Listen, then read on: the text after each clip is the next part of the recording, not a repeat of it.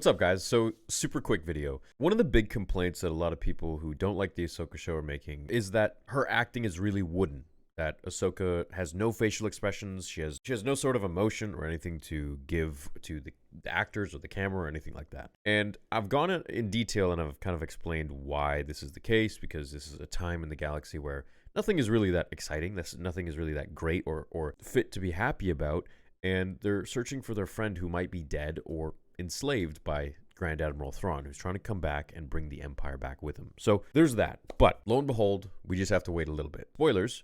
Episode 4, Ahsoka turns around in the world between worlds and she sees Anakin. What do we get? Emotion. And the scene hits so much deeper because we can see that this is like the time when she turns into a child again. Just like we all did, right? When we see Anakin or Luke or whatever. There's this massive stark contrast that when you have 4 episodes of a character who has wooden emotion or whatever, then she shows all her emotion in pure form, you get this massive contrast, and you can see like, holy crap, there's a huge gap between this emotion and this, or lack of emotion, and this emotion, right? She is no longer the composed master. She is now the apprentice, the Padawan, Ahsoka, to her master, to Anakin Skywalker. And so it's because of this massive stark contrast that we're able to really pick up on the level of emotion in this scene, which adds to character development, which adds to what the character's going through, which adds to the scene's gravitas as a whole and the weight that the scene carries, as well as the connection of the two characters together, or Ahsoka to Anakin, and perhaps what could potentially become dramatic later if that's not Anakin, if that's the son, which I've made a video about. I really think that, you know, like whether you like the show or not, you kind of have to give it time to develop,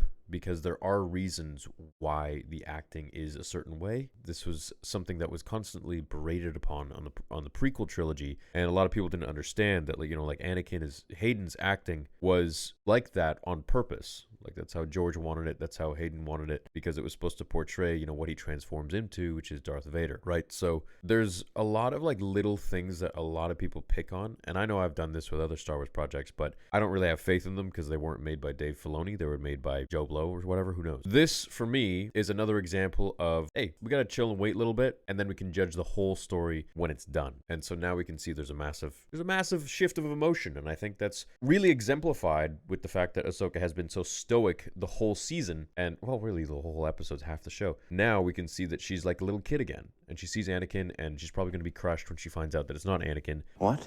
Unless it is, which would be crazy. You know, why does he have the glove? Why does he have the... Anyways, we'll see. That's what I wanted to say. So yeah, I'm even guilty of that too. So I guess I can keep that in check as well. So like I said, this is Dave Filoni. It's not Joe Blow. So Joe B. Harold. All right. Thanks, guys. See you in the next one.